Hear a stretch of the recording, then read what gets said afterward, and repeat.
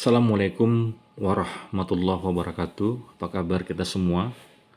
Mudah-mudahan dalam keadaan sehat dan tetap semangat dalam menjalankan aktivitas sehari-hari. Baik, berikut ini adalah video pembelajaran kita di pertemuan kedua mata kuliah studi kelayakan bisnis. Di pertemuan kedua ini kita akan mempelajari analisis kelayakan bisnis berdasarkan berbagai aspek ya.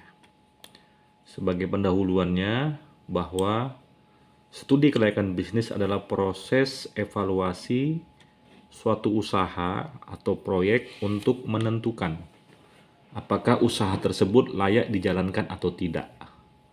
Nah, dalam evaluasi ini ada beberapa aspek utama yang harus dianalisis, yaitu aspek pasar dan pemasaran, aspek teknis dan teknologi, aspek organisasi dan manajemen, serta aspek ekonomi dan keuangan. Jadi kita akan fokus membahas ya pada aspek-aspek yang tadi sudah disampaikan, yakni aspek pemasaran, teknologi, organisasi dan manajemen, serta ekonomi dan keuangan. Jadi keempat aspek ini saling terkait dan harus dianalisis secara menyeluruh agar keputusan investasi atau pendirian bisnis ya didasarkan pada data-data yang valid dan komprehensif. Oke, kita akan mulai dari aspek pasar dan pemasaran. Aspek pasar dan pemasaran dalam studi kelayakan bisnis bertujuan untuk mengetahui apakah ada permintaan yang cukup terhadap produk atau jasa yang ditawarkan, serta bagaimana strategi pemasaran yang harus diterapkan. Nah, ini akan kita coba rincikan apa saja yang dimaksud dengan analisis pasar ya. Jadi yang pertama adalah mengidentifikasi pasar sasaran ya. Di sini menentukan segmen berdasarkan segmen pelanggan ya, berdasarkan demografinya, geografisnya dan psikografisnya dan perilaku. Sebenarnya kalau kita mempelajari atau sudah masuk dalam perkuliahan manajemen pemasaran, maka 4 aspek ini adalah salah satu materi yang dipelajari ya dari salah satu bagian materi manajemen pemasaran, yakni secara umum demografi itu bagaimana kita menganalisis dari sisi usia, dari sisi tingkat pendidikan ya, tingkat pendapatan ya, kemudian dari siklus kehidupannya, apakah sudah berkeluarga atau masih single ya. Nah, itu demografis. Kalau geografis itu di mana konsumen itu berdomisili, sehingga mereka nanti bisa disesuaikan dengan lokasi tempat mereka tinggal, apakah lokasinya di wilayah perumahan atau di rumah penduduk biasa atau di perumahan elit atau seperti apa gitu. Ini menggambarkan tentang hal-hal yang berhubungan dengan perilaku nanti pembeliannya. Kalau psikografis ini tentang bagaimana gaya hidupnya ya, bagaimana kebiasaan-kebiasaannya, kecenderungannya, hobi dan lain-lain. Kalau perilaku ini berhubungan dengan nilai, sistem keyakinan ya, agama, budaya, semua itu menjadi salah satu hal yang penting untuk dianalisis ya, sebagai dasar kita membuat studi kelayakan usaha. Kemudian berikutnya adalah analisis ukuran pasar. Ini tentunya mengukur potensi jumlah pelanggan dan total permintaan di pasar. Kita tahu apabila kita menawarkan suatu produk, maka harus ada data yang cukup untuk mengetahui apakah nanti produk ini bisa diterima ya. Diterima dalam arti mengkaji apakah ada kompetitor ya, sejauh mana nanti konsumen bisa menyerap, dan tentunya semua itu menjadi cara untuk menentukan apakah layak tidaknya sebuah bisnis itu dilaksanakan. Kemudian berikutnya adalah tren pasar. Tren pasar ini adalah menganalisis perkembangan pasar dari waktu ke waktu ya, termasuk perubahan preferensi konsumen dan teknologi ya. Kita tahu bahwa sekarang era globalisasi ya, atau situasi-situasi yang berhubungan dengan kondisi kekinian ya, kondisi ekonomi, termasuk juga pada saat kemarin terjadi peristiwa COVID ya, itu semua akan mempengaruhi ya, tren pasar, apakah kemudian produk tersebut layak tidak untuk ditawarkan kepada konsumen. Oke, kita lanjutkan ya materi kita. Selanjutnya adalah analisis persaingan. Nah, analisis persaingan ini mengidentifikasi pesaing ya, kekuatan, kelemahan mereka serta posisi bisnis. Ya. Jadi kita tahu bahwa tentunya di dalam kita menentukan target pasar, kita harus melakukan analisis SWOT ya. Analisis SWOT itu artinya kita mengetahui di mana kekuatan kita, kelemahan kita, ancaman ya maupun peluang yang ada. Sehingga nanti dengan demikian kita bisa putuskan apakah layak tidaknya bisnis kita diteruskan. Baik, sekarang kita masuk analisis pemasaran ya. Nah, analisis pemasaran ini ada beberapa strategi ya. Ya, yang pertama adalah strategi produk.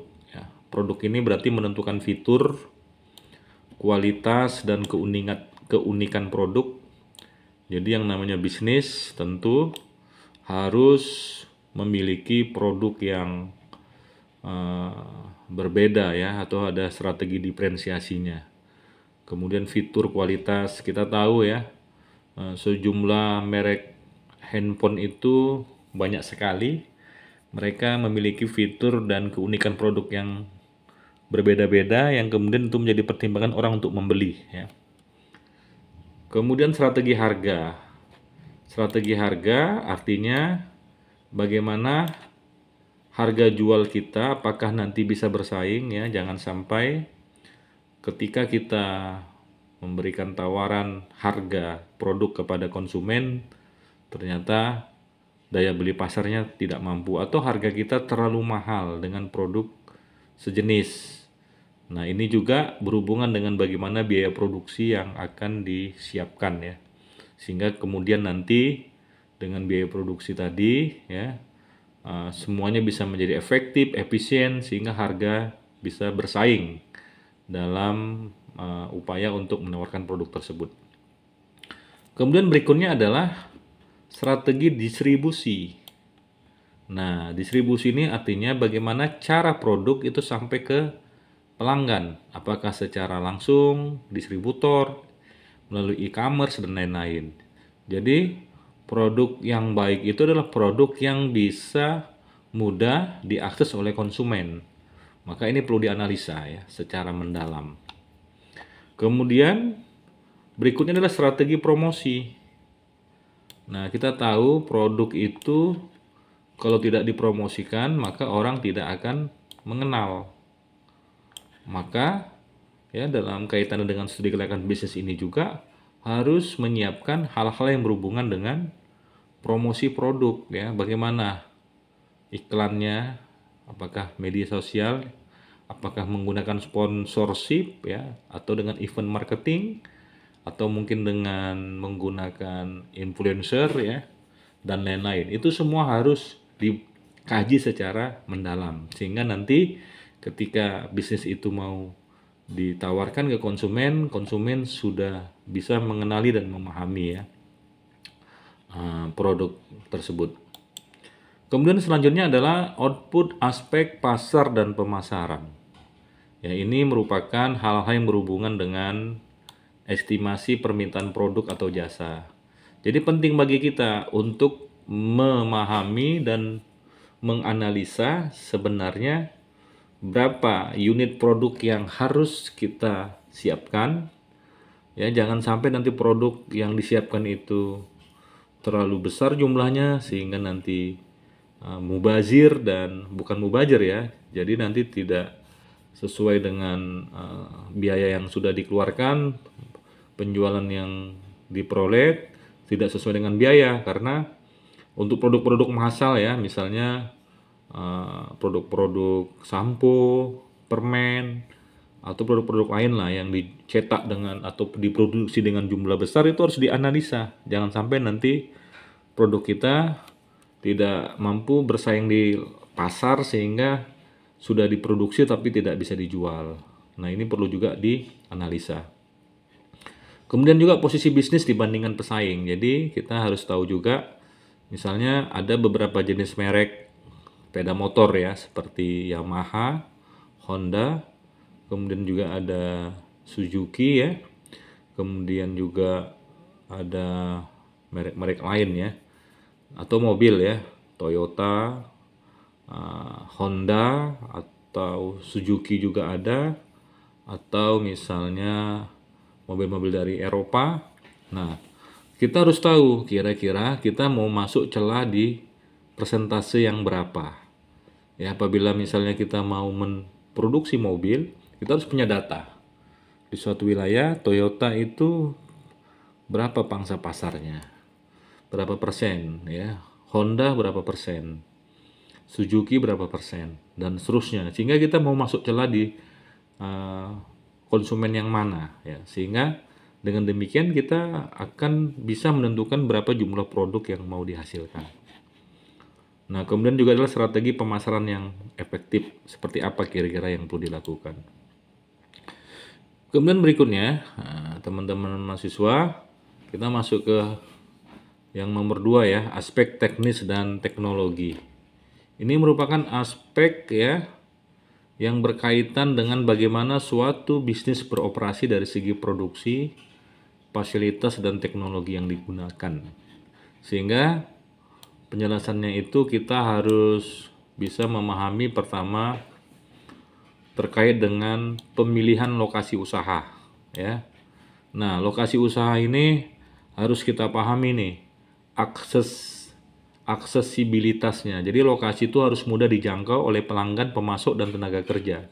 Jangan sampai kita misalnya membuat pabrik yang susah untuk mendapatkan tenaga kerja, atau susah dijangkau oleh pelanggan, atau supplier kita atau pemasok susah untuk mengakses tempat di mana kita memproduksi produk tersebut. Kemudian ketersediaan infrastruktur dan koneksi listrik, air, transportasi, dan telekomunikasi. Ini kan merupakan hal-hal yang menjadi pendukung ya, dari kegiatan sebuah bisnis. Maka memastikan bahwa adanya listrik, air, transportasi, dan telekomunikasi menjadi sesuatu yang sangat penting dipersiapkan. Kemudian juga yang ketiga adalah dekat dengan pasar dan sumber daya. Ini memilih lokasi yang strategis untuk menekan biaya logistik ya.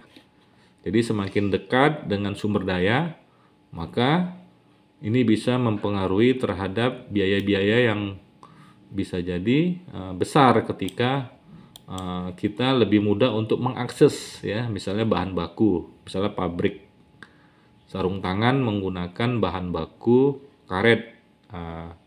Nah, kita harus membangun pabrik yang dekat dengan lokasi perkebunan karet ya, sehingga nanti tidak ada kesulitan dalam memasok bahan baku yang ada. Kemudian kita lanjutkan bagian B-nya adalah proses produksi atau operasional ya. Nah, ini berhubungan dengan jenis dan kapasitas produksi ya, menentukan metode produksi, skala produksi, dan output yang dihasilkan ya. Kemudian berikutnya adalah dengan teknologi seperti apa ya. Nah, ini teknologi yang digunakan. menyesuaikan dengan efisiensi, otomatisasi, dan kebutuhan industri. Kemudian juga memahami tentang manajemen persediaan ya. Jadi ini mengelola bahan baku dan stok barang jadi agar tidak terjadi overstock atau kekurangan. Ini penting. Jangan sampai nanti bahan bakunya terlalu berlebih sehingga nanti jadi inefisiensi atau kekurangan sehingga tidak bisa dihasilkan unit produk sejumlah yang dibutuhkan. Kemudian evaluasi kebutuhan teknologi. Ini adalah kesesuaian dengan industri ya. Nah, jadi evaluasinya adalah apakah teknologi yang digunakan sudah optimal untuk bisnis tersebut. Ini penting ya teknologi ya dalam bisnis. Kemudian biaya dan keuntungan teknologi. Apakah investasi dalam teknologi dapat meningkatkan efisiensi produksi? Ini pertanyaan-pertanyaan yang harus dijawab ya. Kemudian kemudahan operasional. Apakah karyawan dapat dengan mudah mengoperasikan teknologi yang digunakan? Ya, kita tahu bahwa dalam kegiatan produksi pasti menggunakan mesin dan teknologi. Nah, penting untuk kita menggunakan teknologi-teknologi yang mudah untuk dioperasikan ya, dan tentunya biaya untuk menghadirkan teknologi itu juga nanti sesuai dengan kemampuan ataupun dengan hasil yang diinginkan ya terkait dengan produk yang akan ditawarkan ke konsumen. Nah, nanti output dari aspek teknis dan teknologi ini adalah kelayakan lokasi usaha, kemudian proses produksi atau layanan yang efisien, dan teknologi terbaik yang harus digunakan. Baik, kita lanjutkan ya. Sekarang aspek ketiga adalah aspek organisasi dan manajemen. Nah, ini merupakan aspek ya yang membahas bagaimana bisnis akan diatur dari segi struktur organisasi, pengelolaan sumber daya manusia, dan sistem administrasi dan hukumnya. Nah, nanti ketika kita membuat bisnis itu, kita harus kaji apakah jenis badan usahanya berbentuk PT, CP, koperasi, atau perusahaan perseorangan. Nah, kemudian nanti bagaimana struktur organisasinya ya. Ini berkaitan dengan hierarkis jabatan dan tanggung jawab masing-masing posisi. Kemudian termasuk juga nanti pembagian tugas dan wewenang. Jadi masing-masing bagian harus memiliki tugas yang jelas agar tidak terjadi tumpang tindih. Nah, pada aspek B-nya yang berhubungan dengan pengelolaan sumber daya manusia, ini kita mengkaji tentang kebutuhan tenaga kerja, berapa jumlah karyawan yang diperlukan, nanti apa kompetensi yang dibutuhkan. Ini harus dianalisa ya. Kemudian sistem rekrutmennya. Apakah menggunakan seleksi ketat atau merekrut berdasarkan pengalaman? Ini juga menjadi salah satu cara yang digunakan untuk mencari pegawai yang sesuai. Kemudian juga melakukan kegiatan pengembangan dan pelatihan ya, karena ini strategi untuk meningkatkan kualitas tenaga kerja agar tenaga kerja yang diperoleh itu bisa terampil sehingga mereka bisa bekerja dengan optimal. Kemudian sistem penggajian dan insentif. Nah, ini menyesuaikan dengan standar industri agar dapat menarik dan mempertahankan tenaga kerja terbaik ya. Karena setiap orang tentunya bekerja berharap adanya kompensasi yang layak ya. Nah, untuk sistem administrasi dan hukum ini berhubungan dengan perizinan usaha ya. Jadi apakah bisnis memiliki izin usaha seperti NPWP, SIUP, dan dokumen hukum lainnya. Nah, kemudian juga kepatuhan terhadap regulasi. Memastikan bisnis berjalan sesuai dengan peraturan pemerintah. Jangan sampai nanti bisnis kita tuh dibekukan operasionalnya karena melanggar regulasi yang ada. Banyak hal ya, misalnya membuka usaha yang melanggar AMDAL ya, analisis mengenai dampak lingkungan ya. Kemudian juga membuat bisnis yang belum mendapatkan izin dari pemerintah setempat begitu. Ini semuanya berhubungan. Kemudian sistem pengelolaan dokumen ya, sistem pencatatan keuangan pajak dan data-data operasional yang harus rapi dan transparan. Karena kita tahu di Indonesia kita harus memahami bagaimana sistem keuangan dan pajak ya, sehingga nanti perusahaan kita bisa berjalan dengan baik. Outputnya adalah nanti struktur organisasinya jelas, SDM-nya efektif, dan kepatuhan terhadap regulasi dan perizinannya juga bagus. Nah, terakhir aspek ekonomi dan keuangan. Ini sangat penting ya, karena ini berhubungan dengan biaya-biaya yang harus disiapkan untuk melaksanakan operasional. Nanti harus disiapkan biaya investasi, modal awalnya berapa untuk membeli aset, mesin, atau lisensi. Kemudian biaya operasionalnya, biaya tetap, gaji, sewa, listrik, dan biaya variabel bahan baku juga harus dihitung ya. Kemudian nanti juga secara otomatis kita bisa melakukan estimasi ya tentang estimasi penjualan. Nanti berapa kira-kira yang akan diperoleh hasil penjualannya. Kemudian juga analisis break even point. Berapa titik balik modalnya ya. Ini harus dihitung. Kemudian laba bersihnya nanti berapa setelah pajak. Nah, nanti dalam kaitan dengan analisis finansial ya, ini sebenarnya berhubungan dengan materi keuangan ya. Nah, jadi harus mengetahui nih return of investment, seberapa besar keuntungan dibandingkan dengan investasi yang dikeluarkan. Jadi investasi harus dianalisa ini menguntungkan apa tidak. Ya, itu ada analisisnya namanya return on investment atau ROI. Kemudian juga menghitung net present value NPV ya, nilai kini dari arus kas yang akan diterima di masa depan. Kemudian juga ada internal rate of return atau IRR, tingkat pengembalian investasi yang diharapkan. Kemudian payback period ya, berapa lama investasi akan kembali modal. Ini semua adalah analisis finansial yang materi ini sebenarnya didalami pada mata kuliah manajemen keuangan. Kemudian outputnya adalah estimasi modal dan biaya operasional yang jelas, proyek keuntungan dan layak investasi, serta keputusan apakah bisnis layak secara finansial apa tidak. Nah, jadi kesimpulan dari materi ini, jadi analisis studi kelayakan bisnis harus dilakukan secara menyeluruh agar bisnis yang direncanakan benar-benar layak untuk dijalankan. Nah, keempat aspek yang dibahas tadi, pasar, pemasaran, teknologi, ya, organisasi dan manajemen serta ekonomi dan keuangan ini menjadi satu hal yang penting untuk dipertimbangkan secara matang dan mendalam. Oke, demikian materi kita. Ada referensi dari materi kita ini. Ini ada 4 ya, dari Kashmir, Kotler, Heiser, dan Ross ya. Nah, ini bisa dibuka, di googling atau di searching ya di Google untuk kalian bisa lebih mendalami. Demikian, terima kasih, mudah-mudahan bermanfaat. Assalamualaikum warahmatullahi wabarakatuh.